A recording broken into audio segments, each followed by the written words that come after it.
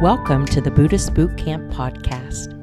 Our intention is to awaken, enlighten, enrich, and inspire a simple and uncomplicated life. Discover the benefits of mindful living with your host, Timber Hawkeye.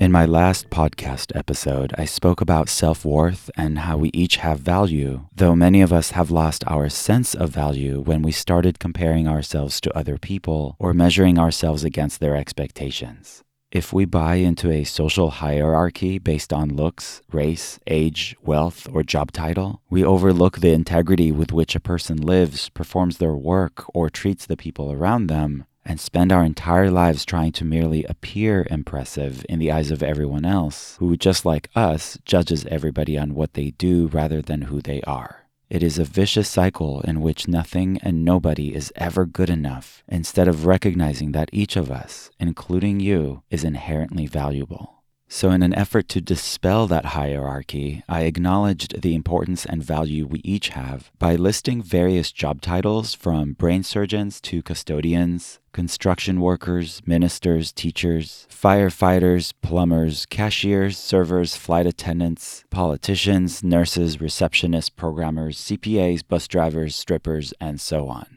Strangely enough, however, many people were completely taken aback and questioned my mentioning strippers, claiming it was somehow out of place in a list of individuals who have worth. What's awesome is that this reaction actually drives my point home. Even if we thought of ourselves as non-judgmental, there is still a trace of a social hierarchy of importance in our minds where we gauge people's value based on our own bar of relative significance. The whole reason I mentioned strippers in the first place is because of the chapter in Buddhist Boot Camp called Insecurity, in which I disclosed that I used to be one. An experience that has taught me a lot about the hunger I used to have for validation from outside myself when I had no sense of self-worth coming from within. Those years were an imperative stepping stone in my understanding and then deconstruction of some social values that surround us, but to which we are not obligated to subscribe. It all started back in high school while I was hanging out by a friend's swimming pool. My mother passively said to me, "Hey, looks like someone's getting chunky." Mind you, I was 16 years old at the time and far from obese by any measure. But I must have already been insecure about the few extra pounds I had gained because I started seriously obsessing about my weight after that. Within a month, I had my mother take me to Sports Authority to buy the ab roller. Remember those? It was the most popular body sculpting contraption back in 1993. And she asked me, "Why do you want this?" And I said, "Because I want to be a stripper one day." She laughed, of course, assuming I was joking, but I felt like the only way I could officially overcome the chunky issue is if other people pay me to take my clothes off.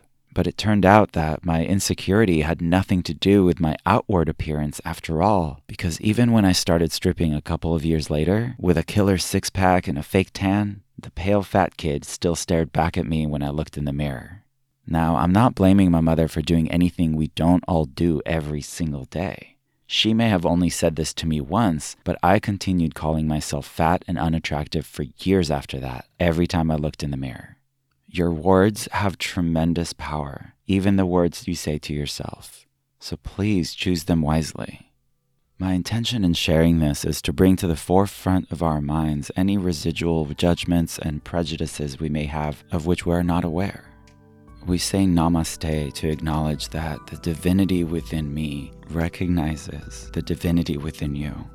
So just like it's been said for many years that you can't love another until you love yourself, it is imperative to recognize the divinity within you before you can see it in others. Namaste.